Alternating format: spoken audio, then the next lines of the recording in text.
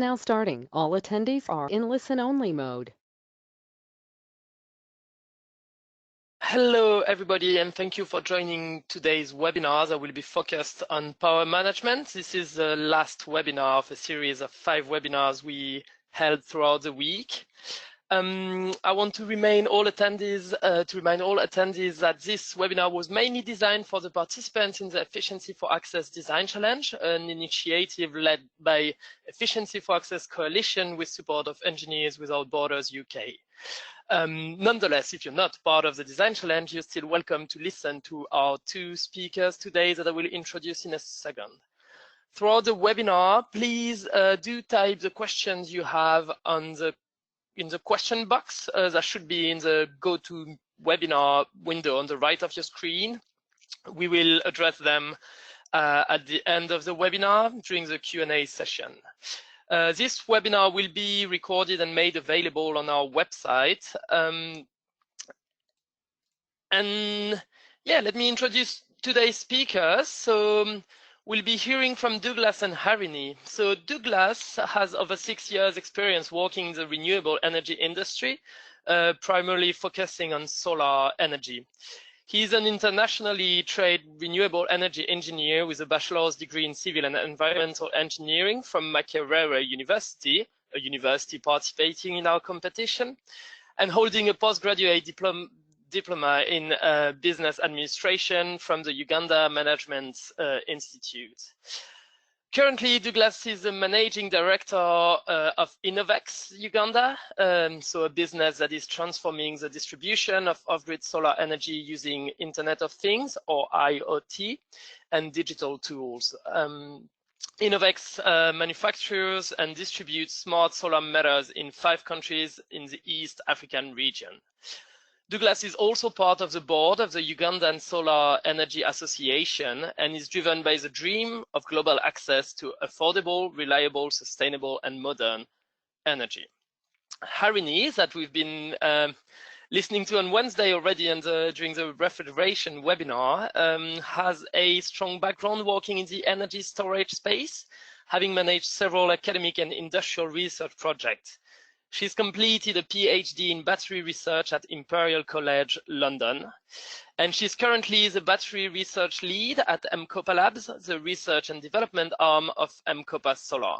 And for those of you who don't know M-KOPA Solar, it is the global leader in the pay-go off-grid solar industry, having connected so far over 750,000 households across sub-Saharan Africa. Well, now that I've introduced our 2 speakers, I will leave the floor for the interesting stuff. And Douglas, please, you can start. Thanks. Well, thank you, Theo, for that well-done introduction. I'm happy to be part of this. Innovex is also part of the Efficiency for Access program, and we're being funded to fine-tune and improve our technologies. Next slide, please.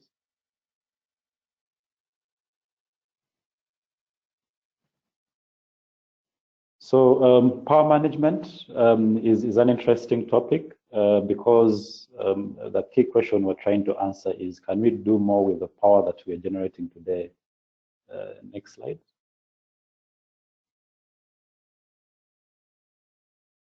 Next slide, okay. So Innovex, we started way back in 2015. This is interesting for us because we're just graduates from the university with a lot of experience in robotics and embedded systems. So we got to build out our IoT platform for solar distributors in Uganda, later on expanding to 5 countries at the moment. So we have a B2B IoT platform with more than 1,000 smart meters installed. This basically remotely monitor performance of solar installations and solar equipment, reporting these to both the distributors, the end user, and in some cases, the manufacturers that we work with. So we also have AI and data algorithms that in real time are able to report on performance and health of different solar components, the battery, the panels, production from the panels, as well as the load. Next slide. The scope of my discussion is majorly power management. It's going to be limited to power use. I'll also talk a bit about device-to-device communication. It's a key aspect to managing power. I'll talk about what is on the market, the challenges, as well as the barriers to developing or to the improvement of the solutions that are on the market. So I'll also speak about the enabling technologies for power management in my presentation. Next slide.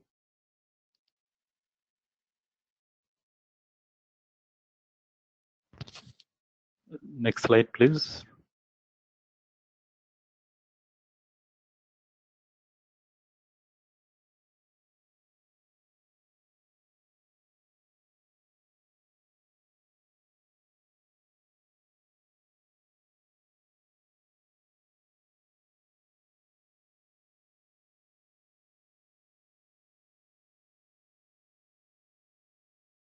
Sorry, it seems like we're having some technical difficulties.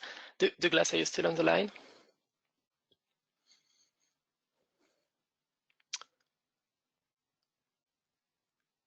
Great, so it seems we lost one of our speakers. I'm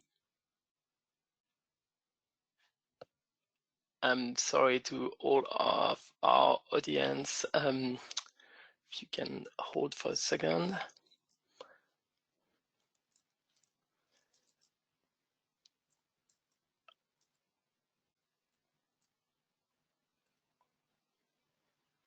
All right, maybe. Can you hear me? I can hear you. Yes, thanks, Douglas. Hello. You can start again. Yeah, I don't know what happened.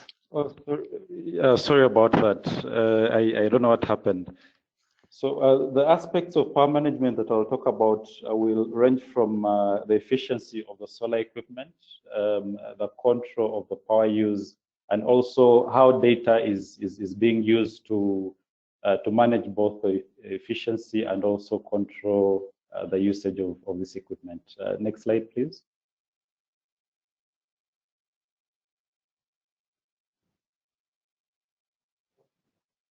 So when you look at the market in terms of power management, I believe these are devices that most of us or some of us have interacted with before.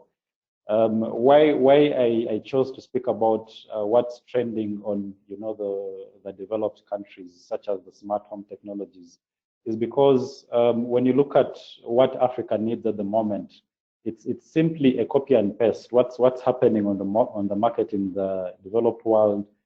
Do that in Africa, but the key aspect is affordability. How are the people, the low-income population in Africa, going to afford these technologies?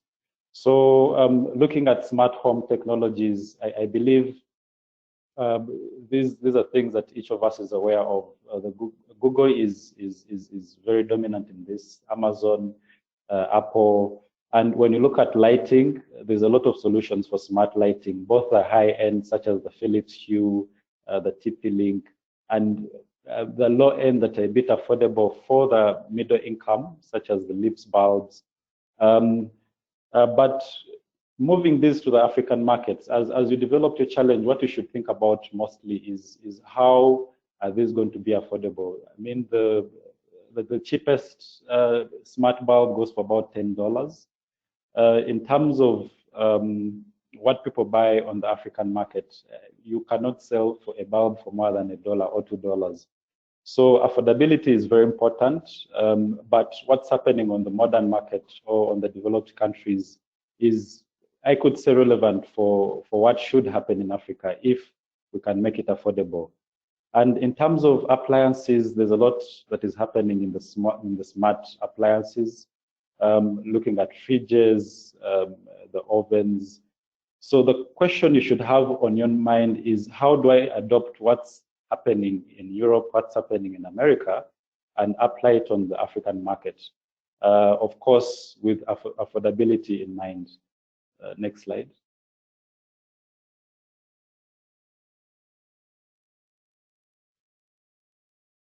And looking at the angle of power monitoring, so power monitoring and data management is an upcoming topic, quite interesting because there's a huge gap between what's happening at the end user side and the distributor side. One of the challenges of the solar industry you'll find is there's not much information on how users are interacting with products or how products perform in real life. And this has caused very many conflicts with very many distributors and, of course, their end users, where you find batteries are installed at the end user's place, probably a home or a hospital, and these will only work for about 6 months, and they will not work anymore. So remote monitoring, power monitoring device is an interesting market because this is something new, probably about 2-3 years old. And there's a number of initiatives that have come up. A company such as Spark Meter, operation in Kenya and Tanzania, they do provide interesting remote monitoring solutions. And very many are trying to build their own communication technologies. So they do have a device that sits on the solar system and connects to the internet, probably via an internet connection that could be provided by a router or Ethernet. Solar analytics is another interesting technology that is existing out of Australia. But like I'll talk about later, some of the challenges of these technologies is they have a big product market fit difference when it comes to the African market. Clear Blue Technologies is also doing a lot of work in remote monitoring. It's developed out of the United States, but yet to be adopted for the African market. The rest are other examples you can look at of other companies that are developing remote monitoring solutions for the African market. So in this space, a typical monitoring device usually consists of a CT, a current transformer, that will monitor the performance of a solar installation. Some of the challenges with these technologies that I'll talk about are in the technology that they are using at the moment. There's not much work that has been done in DC power measurement, DC monitoring. So when you look at the technologies in sensing DC power, you have very few options for sensors to choose from.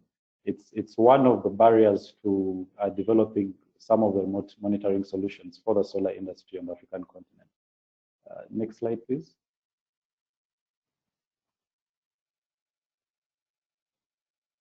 So this is a question to you. Have you used any of these smart devices in your homes?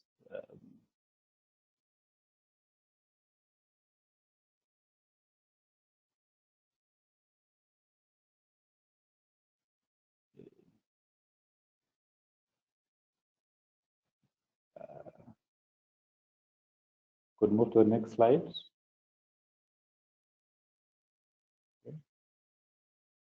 Oh, interesting. Okay, so smart speakers, the smart lights. This is interesting. So as you develop your solution or as you think about your solution, it's simply about adapting what you have or what you have experienced to the African market and making it affordable and more efficient to work on a solar system. Next slide.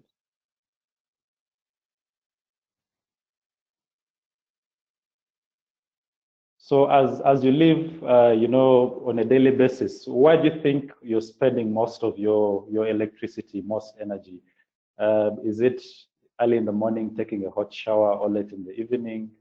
Or are you spending a lot of time on TV, your smartphone or laptop? Or is it that you do a lot of cooking and probably you're powering a lot of equipment at your workplace? You could be running a workshop or you're running a factory. Which of those areas consumes most power in your daily life? Next slide.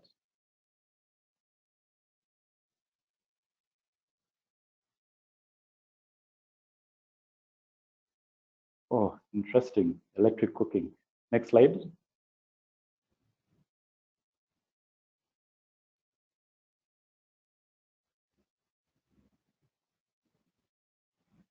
So when you look at the market challenges, I'm going to focus on 4 major challenges: the market focus, the technology, local application, and the costs. Next slide. So starting off with the market focus. So it's true that a lot of R&D, a lot of product development is usually focused to the high-end developed market. There is not very many initiatives to develop for the bottom of the pyramid market, which is typical of an African market. And you'll find that some of the investment that is geared towards developing for the African market is mostly the grants. There's not a lot of private, compared to the developed markets, there's not a lot of private money going into development of products for the low-end markets. So there's that mismatch of investments, usually have cycles of 5 years, and investing in Africa is a long-term initiative that could probably look at 7 to 10 years for investors to get their money out.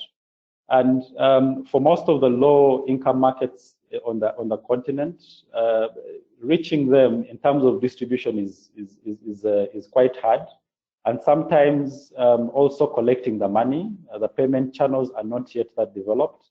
Mobile money is proving a good solution, but it's yet to reach out to the masses in some of the African countries. Next slide. And in terms of the technology, when you look at Africa, Africa is largely a mobile-only continent. We get internet on our phones. We do a lot with our phones. So most of the products that are being developed are not able to communicate or connect to the internet simply because they either Ethernet connect or they connect via Wi-Fi. And sometimes the question of energy consumption in Africa is a question of should I power a fridge to keep vaccines fresh? Should I power lights to provide lighting for schools? As compared to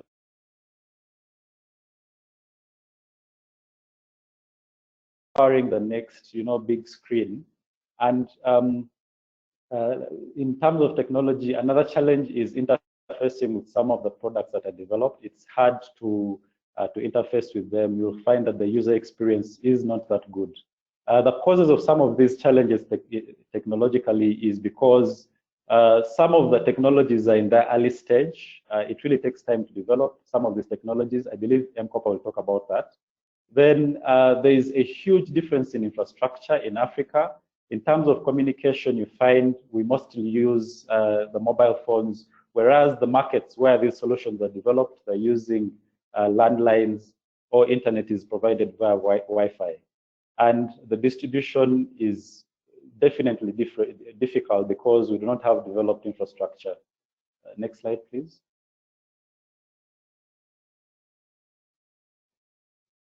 So, and in terms of costs, like I said, Africa is a mobile-only continent. If you build a product that feeds or grows off the mobile infrastructure, it will be good for the African market. And there's a lot of difference in the demographics of different communities in Africa, the psychographics. So it becomes very complicated for you to customize a product for a broader market.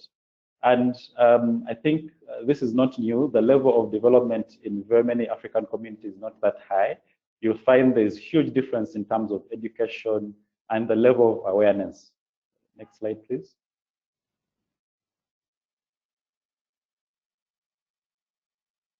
So the current demand for power management, when you look at the value chain in the off-grid industry, there's a lot of need in power management in the after-sales market.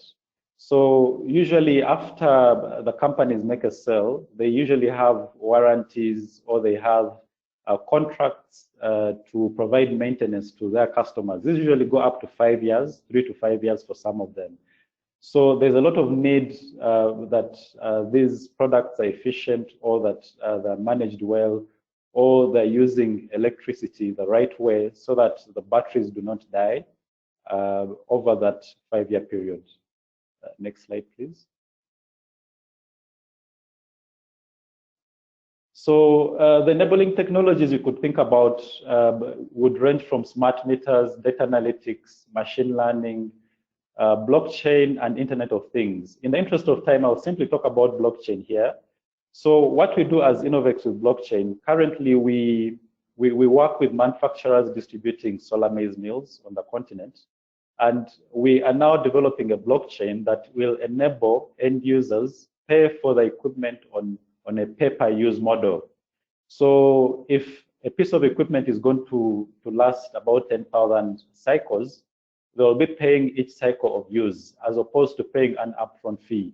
So that is how blockchain can power any solution that you can think about in developing for the African market, with the aspect of affordability in mind. Next slide, please.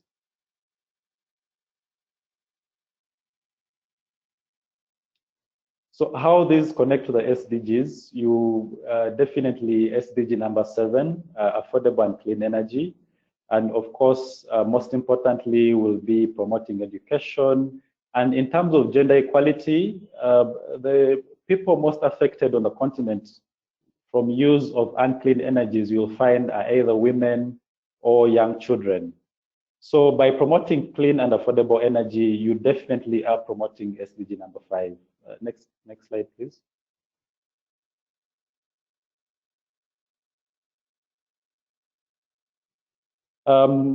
So when you look at the size of the market, we have more than 121 million households without access to electricity in sub-Saharan Africa.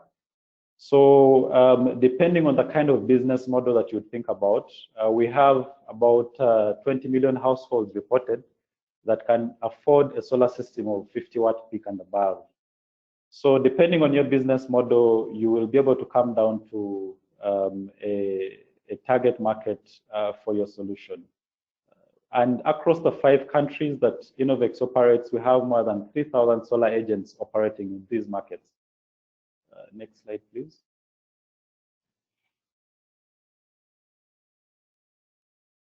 So the applications you could think about schools. Schools are a huge market for solar technologies in Africa, health centers, businesses that run off solar energy. A case of sub-Saharan Africa, you'll find it's reported that 600 million people don't have access to energy. So powering equipment, powering machines to run a business is a huge market for off-grid equipment and systems. Next slide. As I conclude, of course, this is one of the sayings that motivates me, and it goes that Stone Age did not end because we ran out of stones. We simply transitioned to better solutions. The same opportunity lies before us with efficiency and clean energy. My closing remarks, we have close to 1 billion people reported not to have access to energy. And some of the reasons they don't have energy is because they cannot afford it. So should we wait 50 years for them to be able to afford the high-end equipment, the high-end appliances, or should we adopt these appliances to their needs and help them afford these appliances? So as I close, let's think more about building for the markets that should have the right to afford this equipment and appliances, and we make energy access a right to everyone on the world. Thank you. Thank you very much, Douglas, and thanks for these inspiring concluding notes.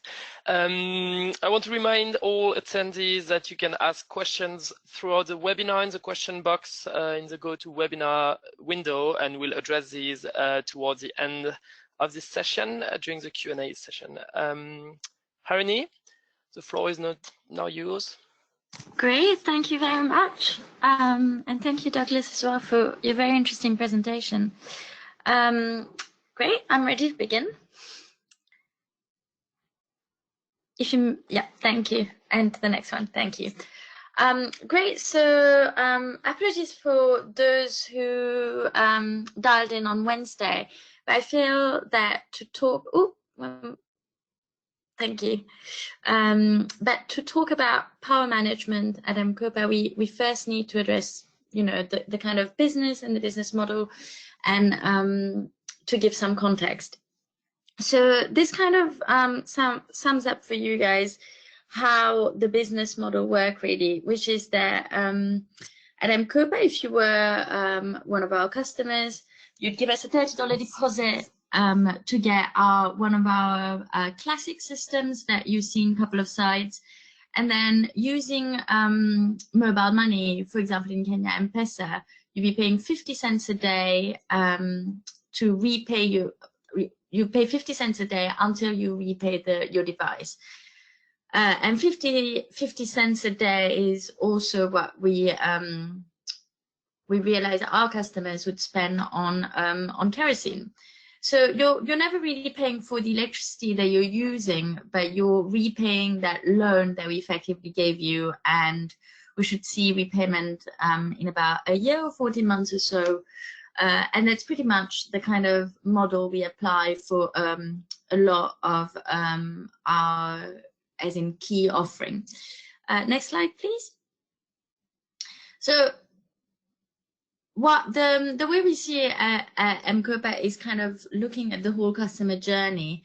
So once we get a customer on board with us with one device, what we really want to be doing is help them have access to whether it's other appliances or other services like cash loan or cleaner cooking solution or fertilizers.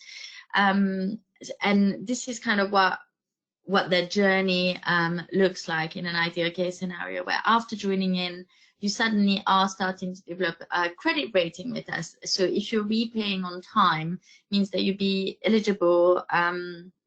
So yeah, you can see cash loans for paying, for example, school fees, or if suddenly you're stalling on your payments, we have the ability to enable customers to delay payments and start at a later date. But then you're also available for upgrade, as we see here, for TVs and such after about a year. But also later on, other appliances like smartphone.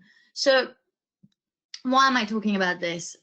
Is because for each of these upgrades or add-ons, what we are really dependent on is that initial core unit that we gave. So if we upgrade, we're going to change that unit.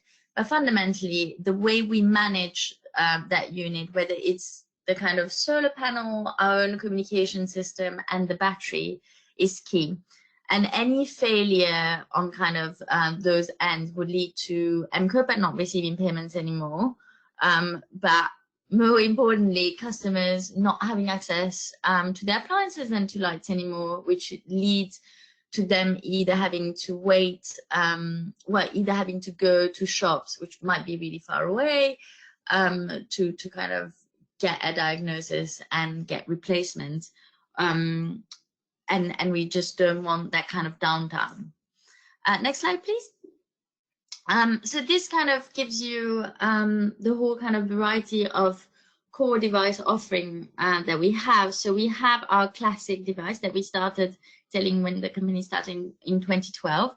But then we have various size of TVs, but also solar fridge that we started retailing since 2018. So this was just to give you like an idea of like the increase, the incremental changes that we've had in our devices, and therefore in the way we had to adapt in terms of power management.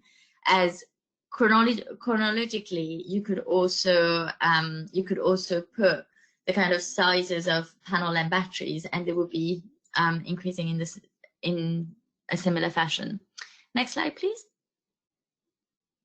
Great. So what are the real drawbacks and design problems that we have in the current solutions in this space? So I'd say there's the quality of data. So devices might be connected. I'm talking about M-KOPA, but also other players in the industry. They might be connected to platforms where they'll be sending data. But of course, missing data is inevitable in the sense that your device might have died, and then suddenly you would have lost about a day's worth of data or a couple of hours worth of data. But also the kind of quality and granularity of the data collected from these systems aren't ideal, where you'd be missing a lot of information data that you could have used to build these algorithms to try to understand what's happening in your system. Other big issue is battery quality, and I will come back to that later in the presentation, but quality and consistency between battery batches vary a lot, which makes it really difficult for the off-grid players to kind of know exactly what to expect in terms of return rates and failure rates, etc. And we're working on that, on improving our quality standards.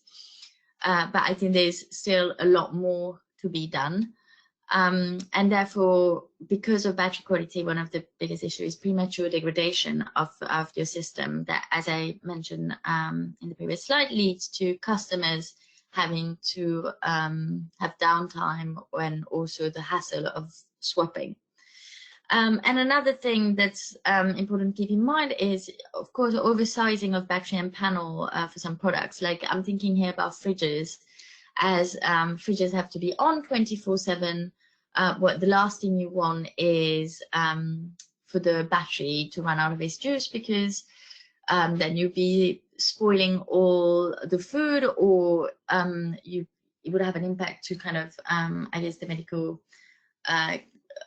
chemicals they'll be keeping in the fridge. So what the safest thing to do is to oversize so there's enough reserve that the issue can be fixed. But obviously that comes at a cost to M-KOPA and the customer, and so it's a compromise. Next slide, please. So how do we address these challenges at M-KOPA? So as I mentioned, we're one of those companies who have a platform, so we call it M-KOPA Net. And M-KOPA Net essentially communicates with each individual device out there in the field. So we have over 750,000 households connected now. So those are millions of data points coming daily. So it depends from device to device, but we tend to collect a data point either every hour or every 15 minutes, which is a lot, but also very little compared to, I guess, other industries. I'm thinking here, say, about an electric vehicle that would be sending, well, collecting data, you know, in the order of seconds rather than minutes. But yes, so we're collecting all this data on M-KOPA Net that enable us to look at how our devices are performing, but also being able to look at credit data and also any other kind of error and devices playing up and sending us those error messages. Next slide, please. So so we can kind of split remote monitoring into two. So remote monitoring is important from an individual device perspective, as you can see here. We have one, so this is a fridge, a solar fridge connected device. And you can see we can see that every day it's being charged and then held at a fully charged state and then discharged as the sun goes off. And having being able to look at individual devices is really important in terms of troubleshooting and providing this kind of catered personal service to each customer. Next slide. But the combination of all those individual data enable us to do population data mapping. And again, I've shown this on Wednesday for those of you who were here, but so this is an example of that. So this is on a pilot of solar fridges, 43 devices. And what we wanted to see is like, okay, on average, how does our fridges operate? So you have here kind of, the mean, but also the different confidence band of like where the customers would fall into. And what you see is that indeed, during the night times it discharges, and then, as we saw for the individual device, charges when the sun is out, and then is kept fully charged until the sun goes down. But more importantly, what we can see is kind of the depth of discharge of the battery, and yes, the confidence level. So where can we optimize things? And here it does look like it is, very much so oversized. But the reason for that, as I mentioned, is to allow safety reserves in case something goes wrong. But these kind of population information is what enable us to feed that information back, I guess, to our product design team, and to design our products to cater our customers' need. Next slide, please. And in terms of other technical solutions, so there's quite a lot going on in this graph, but in this slide, but we are trying to understand our devices and our batteries better. So we had a project in partnership with Oxford University that was aiming to use our device data to build state of health and remaining useful life algorithms. So in terms of state of health and remaining useful life, so state of health is a diagnosis, is asking your battery, how are you today? Whereas remaining useful life is a prediction, is asking you, how are you going to be doing in a couple of months or a couple of years' time? And both of those things are important. So here what you see is the graph that I've put here is you see a device that's being switched on, and then over a very short period of time, really, you see its state of health declining at a really fast rate. And obviously this is a faulty device, but this kind of, so we used our current data, and we built these algorithms in partnership with Oxford, and they enable us to do very crude approximations. If you go to the next slide. So like I said, our data is collected either a data point every hour or every 15 minutes, which is not a lot. So a lot of information is missing. So we won't be able to say, looking at a device, hey, like this battery is going to die in 2 months and 2 weeks. What we're going to be able to do is have this kind of traffic light system. So here what you see on the top graph is like you have a device that has a rather fast degradation rate, but it is fine, but they suddenly enter this orange zone, which is, it means it's dying. So we just kind of define 3 buckets, and the bucket number 1, which is fine, is if the battery's state of health is okay today, and if it's going to be okay in 6 months' time. And then it enters the dying zone if the state of health is okay today, but it looks like it's going to be dying in 6 months' time. And then, well, the dead one is, well, the state of health is not okay today, and it's below threshold. Here we kind of set the threshold arbitrarily to 50% state of charge, but you can adapt it depending on what your kind of end of life cutoff is for your system. And yes, and then the second graph at the bottom is pretty much that. You see that a device is dying, and then suddenly it just jumps over to the next one. It's like, okay, here it just reached 50% state of health. It's dead. It should have been replaced. So these kind of crude approximations with good error estimates enable M-KOPA to start understanding how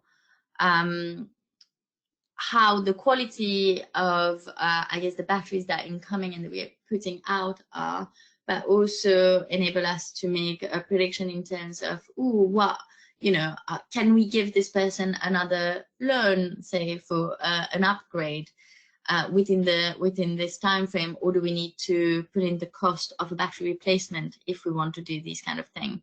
But also, like I mentioned before, we're working on implementing these algorithms so we can use them for like troubleshooting as well in the future.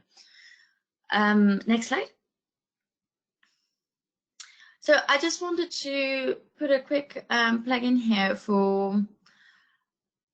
in terms of understanding batteries. So I feel like we talk a lot about energy storage and how you know, for all these upgraded appliances, you need a combination of solar and storage. But what's really important to understand in the wider context of this market is that you have a lot of lithium-ion battery manufacturer, and lithium-ion batteries tend to be the go-to solution now for most off-grid supplies. There's still some using lead acid, but there is a clear transition to a lithium-ion. But while you probably see here a few names that you recognize, like Tesla or Panasonic, etc., these are not suppliers that the off-grid sector has access to. Those tier one suppliers will be supplying tier one electric car manufacturers. And already there's a shortage of tier one suppliers for electric car manufacturers. So they're starting to work with some tier two as well. Meaning that a lot of us have to work with tier three suppliers. And once you progressively go down the tiers, it's really hard to know what's good and what's bad. So I think as an industry overall, what we really are focusing on is setting standards. What should be the standards and the kind of, you know, tools used to understand the quality of these batteries. Next slide, please. Which kind of bring me to the end of my presentation. So in terms of direction, M-KOPA and the industry is taking, I guess, in this field. So we can see that we see larger and larger devices and appliances being brought to market. And the impact on that, as I said, is going to be, we'll have to provide larger and larger backup storage, so these appliances can be used when the sun is off. So really, the challenge is going to be on that combination of battery plus solar. Also, the markets are expanding. So we're seeing customers going from people who hadn't had access to electricity using kerosene and candles, you know, joining M-KOPA, to now different markets such as Nigeria, where your typical customer will have access to electricity, but what you're trying to displace there is the diesel generator that people use when they're experiencing downtime on the grid, which is a lot.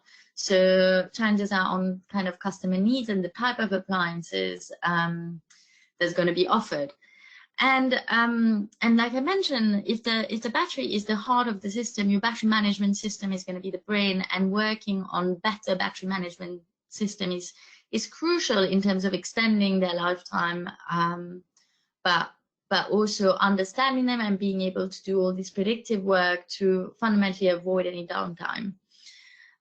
So in terms of M-KOPA, so we are funded by Efficiency for Access on developing this smart battery solution to improve our remote monitoring, but also to work toward having these longer lasting batteries in the field. And so that whole project is around smart monitoring of our current solutions.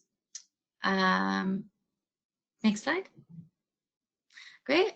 So that brings me to the end of my presentation. So please feel free to ask questions, and if you can think of questions later on, please feel free to email me. Thank you very much, Harini. Very insightful presentation. So we're now going to move to the Q&A question, and I'd like to start with a question we received from the audience about, so basically you collect all this data, and does the data collected feed into educating the customer on how to use and optimize the battery, but also the appliances? And if you have concrete examples of it, it would be great. Maybe yes. Oh, thank you. Yes, so we actually do that as Innovex. When you look at our business model, we provide both a product as well as a service. So this is something we call the lifetime service. A typical solar business usually does not have a highly technical person to provide or to interpret technical information. So as Innovex, that's one of the services that we are currently providing to the solar companies. So still, we're limited to the B2B model. We do not yet have a direct interface with the end user. So we are supporting the solar businesses better or enhance their after-sales support. So we inform them about what's happening on ground from what the smart meters are telling us, and then they take action on the client side.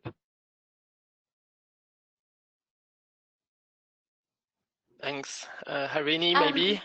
Yeah, of course. So in terms of educating the customers, so here's the thing. Like I said, I think we still experience some issues with our data. So we won't necessarily do individual customer education, but looking at population level data, what we would be seeing is like, okay, in terms of operating conditions, or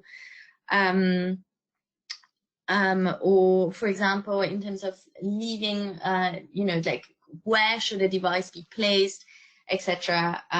Start seeing information. So the way we feed that back into customers would be through text messages or ringing them if we see something on an individual level. But to give you a concrete example, one of the things we have seen is that radios and torches radios actually more than torches would see like early sign of battery failures, and we couldn't quite understand what was going on. And people might be using it when they're working outdoors and leaving it in direct sunlight.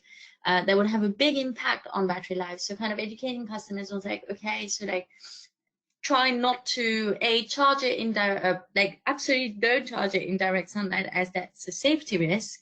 And we put appropriate cutoff for that. But in terms of using your radio, please try not to put it in direct sunlight, because that's gonna reduce the lifetime of your device. So for things like that, yes, but it would be more through text messages. Thanks a lot. Next question. So Harini, you mentioned that it was hard for solar home system providers to access tier 1 battery suppliers. So, for example, Tesla, etc. But obviously, aren't there some specificities to the African market in terms of battery? I'm thinking temperature, I'm thinking conditions, anything, and would be interesting to see also on the other side, what are the specificities of the off-grid market in terms of battery needs, and would really these tier 1 suppliers be adapted? And I'm sure, Douglas, you'll have some insights as well. So maybe Harini, go first. Yeah, that's a very good question. So in terms of lithium-ion batteries, we kind of bucket all lithium-ion batteries together, but there is a wide range of chemistries. So typically, I'm just going to give the acronyms here, but typically in an electric vehicle, what type of chemistry you see is NMC or NCA, etc. So these are cobalt-based chemistries, but and they're necessary because you want really high energy density batteries. But the kind of requirements for the African market is energy density is not necessarily one of the things you optimize for. What you want is lower degradation at elevated temperature. You want increased safety, and you want a long cycle life. And for that purpose, actually, LFP, so it's lithium iron phosphate chemistry, is quite suitable. So not all those top tier manufacturers produce LFP. They do produce NMC or NCA though.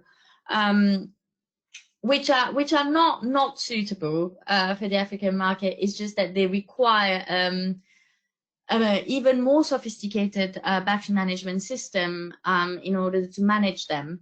And fundamentally, I think that's the key thing, is like you could technically use any lithium-ion battery, although you've been limited by their cycle number. But what's really, really important is how you manage them using your BMS. So I'd say those tier 1 supplier battery could be used, but we don't have access to it because they're in shortage, and also from a price point perspective, it's not a feasible option right now. I hope that answers the question. Thanks. Douglas, okay. do you want to answer as well? Yeah. So typically, when a battery is brought to market, it is expected to work. But what we have learned over time is, I think, as Harini was saying, we're not sure about the tier 3. So there's been a lot of battery failures most of the time. And it's the typical problem that you'll find with on our platform with most of the installations. It usually starts with a battery. So in terms of the lithium-ion batteries, so as part of the efficiency of access, we recently developed our hardware to be able to, our smart meters to be able to report on ambient and battery temperatures. So we already have about 300 installations to be done in Kenya. And this is a project where they are recycling batteries from electric vehicles. So when batteries are done with electric vehicles, usually they have a couple of years to go before they die. So we are studying this. We're trying to understand how do these batteries perform in their second life.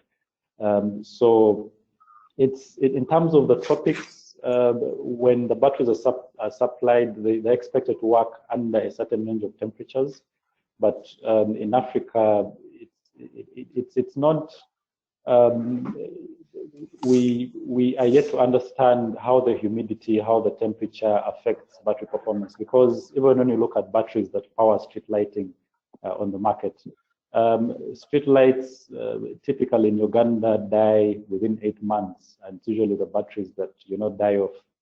Yet the lab tests reported something different. So in terms of field performance, we do not have as much data at the moment, but like I said in my presentation, data monitoring, remote monitoring is going to be a key element in understanding field performance of most of this equipment. Thank you. Thanks a lot for your answers. Very interesting. Question linked to you. So Douglas, you just touched base on recycling used batteries.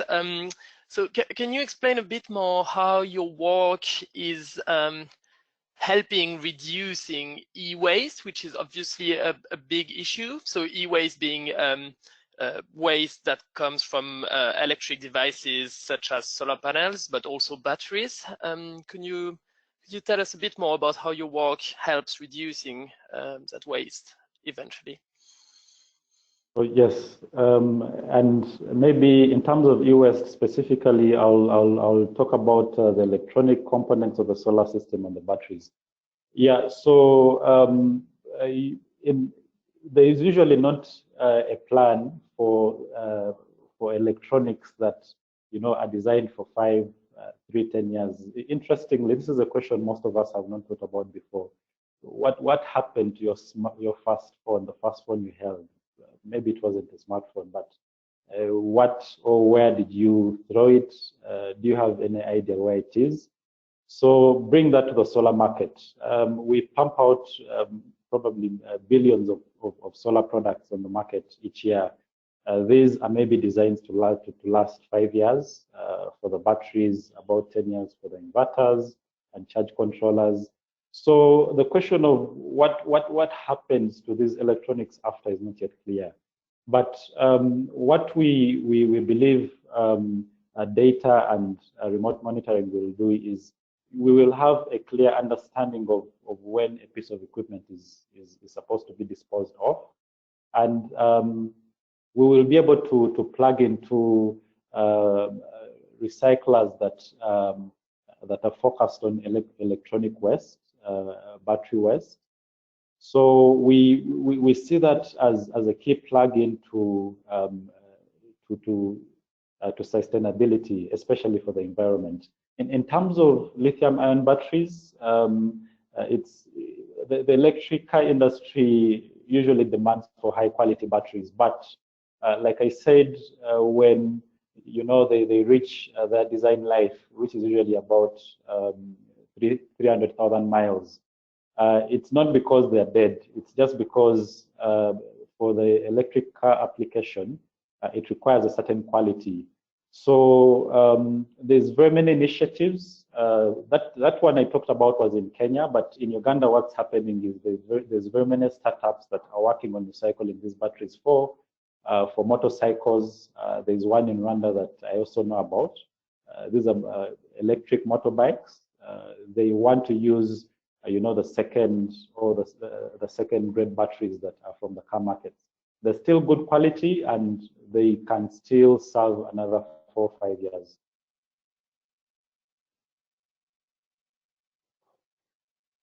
Thanks. Harini, do you want to add anything?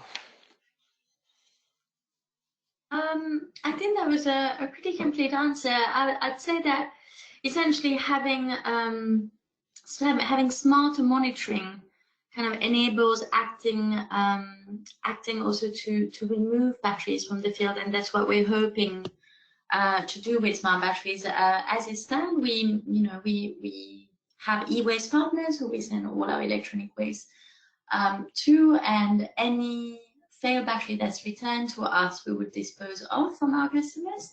But obviously, what you don't want is a system to die in the field, and for that battery to be left there. You want it to be disposed appropriately, and I think that's kind of the next stage that we want to tackle. Is like, how do we encourage people to return failed items so we can dispose of it properly? Thank you very much. I'm sorry for all the other questions. We're now reaching the end of our webinar. Harini, Douglas, do you have a last word to say? I guess, like I mentioned, please do get in touch if you have questions. Yeah, looking forward to see the projects that come out of the challenge. I'm also definitely looking forward to the ideas that most of the students have. I mean, we came up with the idea of remote monitoring for solar solutions as we were coming out of the university. So it's an exciting moment for the participants. I mean, this could become a business for you in the future. And there's a lot of interest in the off-grid industry because we actually have a potential to leapfrog the need to distribute high power lines all over Africa. So it's quite exciting, and I'm looking forward to meeting all of you. And in case you have any questions, please do reach out. And thank you. Thank you very much, and thanks to all attendees. So this was the last webinar of our technological week. Thanks to you two for today. To all attendees, keep an eye out for an announcement on an additional webinar focused on business models and end users that will take place in November, to be announced soon. Thank you very much, and have a lovely day, everybody.